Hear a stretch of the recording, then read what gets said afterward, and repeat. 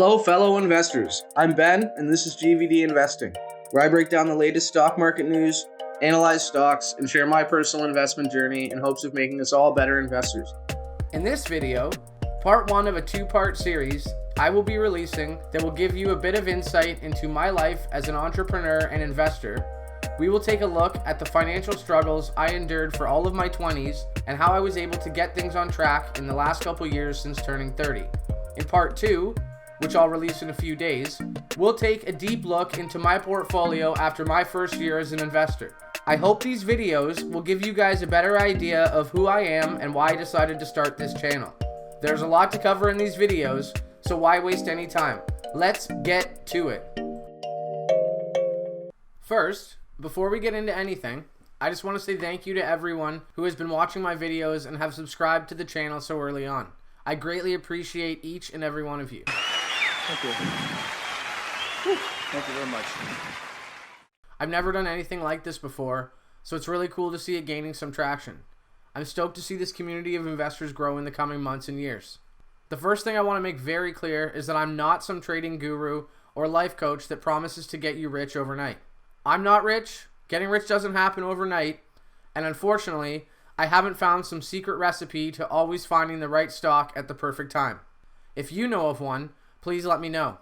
I'm not here to sell you a bunch of expensive courses full of information you can easily access online for free. I don't want to become some well-known YouTube personality that posts cringy thumbnails of their random facial expressions for absolutely no reason except to get clicks. That said, I would be lying if I said I don't hope to make money through this channel. Otherwise, I wouldn't be putting this much time and effort into it, but your support through hitting that like button or subscribing if you haven't already is all the support I need. And the best thing is, it doesn't cost you anything. I'm not here to take your money. I want to help you make money, or at the very least, help you get your finances under control like I have in recent years. I want to show people that you don't have to be rich, or come from a rich family to start investing, or have some university degree to have success doing it. I want to share my story, and hopefully you guys can learn from my successes and failures. I will analyze and suggest stocks that I find interesting, or I'm personally invested in, but I'm not a day trader trying to find the hottest penny stock for instant returns. I'm a long-term, buy and hold investor trying to build a portfolio of companies that I believe in, that will eventually create enough passive income to support my life. I'm a self-made entrepreneur that started investing last January and have had way more success than I ever imagined having in my first year. I hope my story will help at least one of you. For many of us, the journey is not an easy one. Here's my story. For most of my life, saving money was never something I paid much attention to. In my family, talking about money and finance was not something we did often, if at all. Investing was always something for rich people and professionals. The stock market was a tool for the rich to get richer while the rest are left behind. Considered too risky and hard to understand for the average Joe. Wanting to be wealthy was often interpreted as being greedy or too focused on money. At best, saving money was discussed about as frequently as a solar eclipse. My parents ended up getting divorced when I was 16, and I totally fell off the rails. Finances were the last thing I cared about. I opted for the YOLO lifestyle over one of financial stability. Any money I made was quickly spent on shit I didn't need, mostly partying and getting fucked up, in addition to all the trendy tech a millennial needs to be happy. I got kicked out of high school in the last month of grade 12 for selling weed, and don't forget, weed wasn't cool yet and still illegal back then. But clearly, I had the entrepreneurial spirit. I guess some people might even call me a pioneer. High school and I never really got along that well anyway. Despite doing well in most of my classes, I was never a huge fan of authority and often found the topics taught in class completely useless for real-life applications. This never sat well with teachers. I was far more interested in working or socializing than sitting in class. So following my early, but not overly shocking exit from school, I decided working in trades would be my best bet, as running a company someday would likely be my best path to success, given the academic route was no longer an option. Despite my lack of respect for authority in my teens, I was never afraid of hard work. So, after bouncing around from job to job trying to find something I enjoyed, and trust me, there were lots. Fast food, grocery store, car detailing, gas station pump clerk, food delivery, dishwasher, well and water technician, heating and air conditioning, and residential construction, my life as a landscaper began. The money was good, but but I was far more interested in spending my money than saving it. Mostly, I was just trying to get as much experience as I could in the industry before I could start my own thing. So I spent the next few years jumping from landscape company to landscape company to learn how they ran their businesses. I won't go into too much detail because it's somewhat irrelevant at this point, but during this time, over the course of those few years, my family situation deteriorated as addiction and mental health became an increasing issue for one of my parents. Outside of work, this consumed my life from 19 to 23 and resulted in me moving out at 24.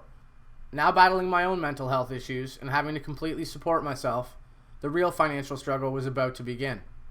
Shortly after moving out, and sick of jumping from one landscape company to another in hopes of making an extra dollar per hour, I came up with the brilliant idea of starting my own company instead. Now you might be saying, well done, good for you. Sounds like you followed your plan. Well, sort of. See, I always knew I wanted to run my own company, but sometimes being young and naive wins over making smart business decisions. I was cocky and overly confident and utterly fed up with being what I felt was underpaid. Under normal circumstances and with a bit of proper planning, I would totally agree that starting a business was a good idea. But in hindsight, given where I was mentally and financially, it was probably the worst time ever to start a business. When you've just moved out and you're learning how to afford rent and support yourself for the first time, quitting your job with hardly any money saved up and only one potential customer in the pipeline is not something I would advise most people do. However, I decided to start my company mid-summer, which is a terrible time to start a landscape company in Ontario, Canada, or any place that has winter, as most of the contracts and construction projects are booked for the year, and people are typically more focused on vacations than spending money on their yard. I had $1,500 saved up, horrible credit, growing debt, absolutely no access to any capital, and lots of new bills to pay. Looking back now, I'm honestly not sure what I was thinking. I learned very fast that running a business is way more work than working for someone else. This was the first of many lessons I was about to learn, whether I wanted to or not. I finished off the one job I had booked and managed to scrape together one other job before the end of the summer, but after that work dried up, despite my useless sales efforts, winter was fast approaching. I had pulled in a laughable $24,000 in revenue, leaving me far less than half of that to live on after paying for material and other business expenses. Now self-employed, I was no longer eligible to collect winter unemployment in Canada, which is what most landscapers do in addition to some snow removal work. Things were not looking good at this point. The sensible thing to do would have been to admit defeat and just go back working for another company. But there was no way I was going to give up that fast or run back to a previous employer with my tail between my legs. I tried to find subcontract work, but wound up getting totally screwed over by a larger company that kept me on the ropes and then cut the price in half last minute when I went to agree to the contract. They figured they had me either way and I wouldn't refuse. They were wrong. Now early December, I wasn't able to find any other snow removal work. So I made the decision that no matter what it took, I was going to make it work for myself, even if that meant eating Mr. Noodles for the next 5 years. That winter was rough. I honestly don't even remember how I managed to pay the bills that year. I sold lots of stuff I didn't need on Kijiji, my snowboard, music recording equipment, collectibles.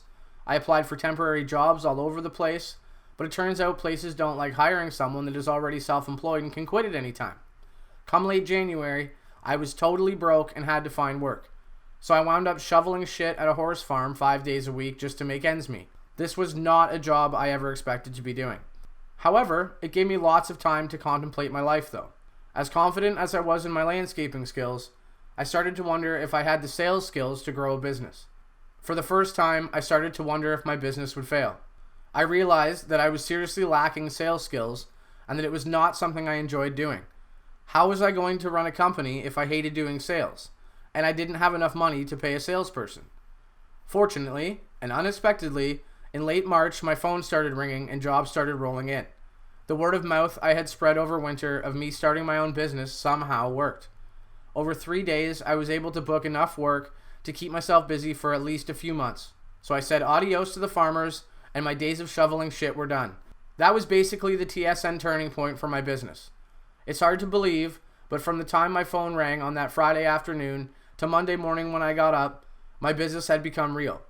Since then, there have been countless more learning experiences, some good, lots bad, but that solidified my belief in my business and I knew that it was going to work. Over the next few years, things went pretty well. Revenue steadily grew to over 150K. I solidified steady work for the winter, hired a couple employees, hired an accountant, bought trucks, trailers, machinery, and equipment. But no matter what I did, there was rarely much money left in the bank, always just barely scraping by month to month. The more the company was growing, the more it was costing me. This was the next big challenge, one I was ill prepared for. In 2017, the company made 150K, but actually lost money when all was said and done. Something had to change. I was working 6 or 7 days a week, stressed to the max, and falling deeper into debt while my credit score was falling too. This made running a business increasingly difficult. With no access to credit or capital, it made it really hard to grow the business properly. I wasn't able to pay my employees as much as I wanted to or offer them benefits, and my credit just kept getting worse. Adding new machinery or another truck simply wasn't an option. Also, I became a horrible person to work for as I was constantly stressed and on edge just trying to get by.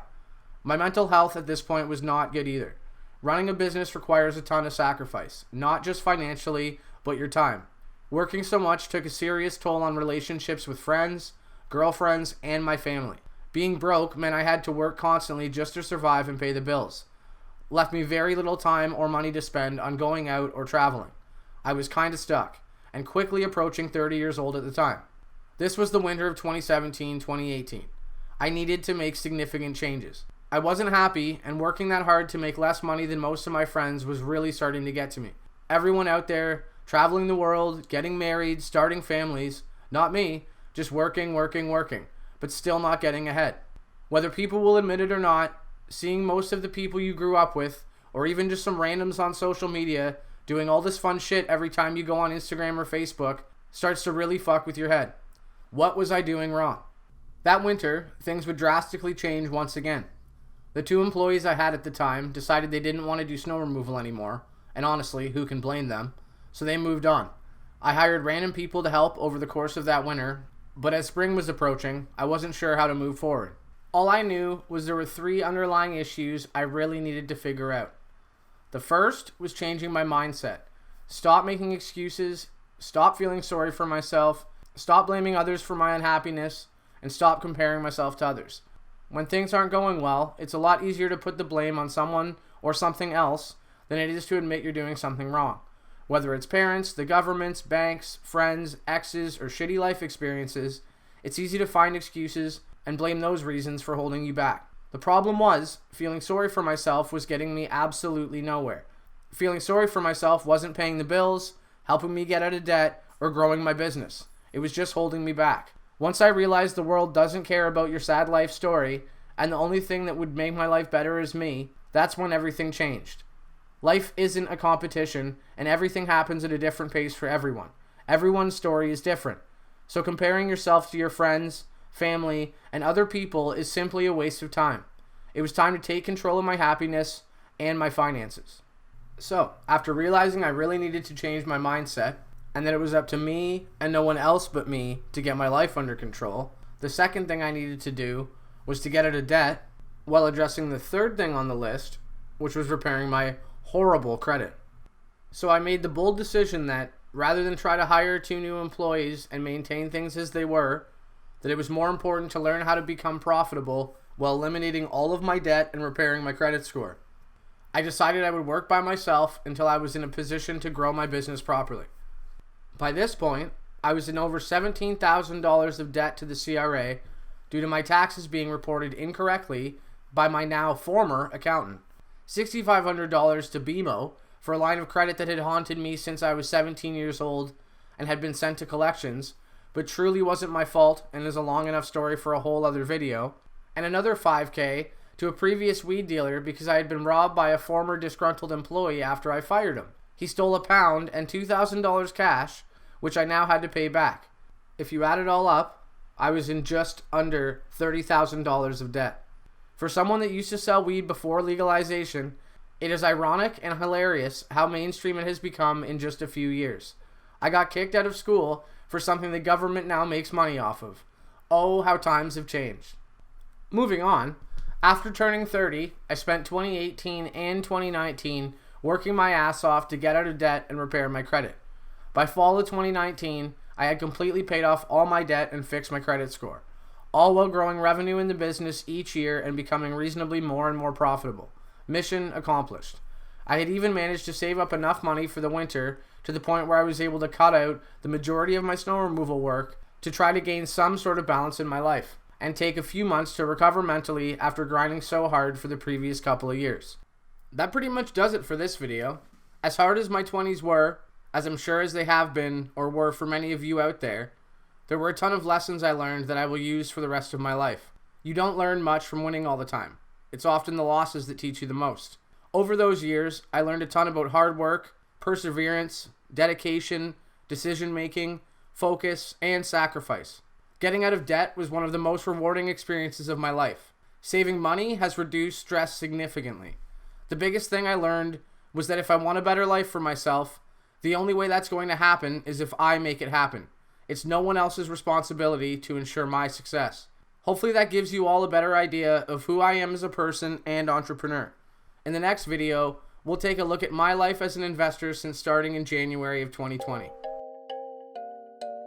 So I think that's a wrap, ladies and gents. If you've made it this far, thank you so much for sticking with me this whole time. Please tickle that like button.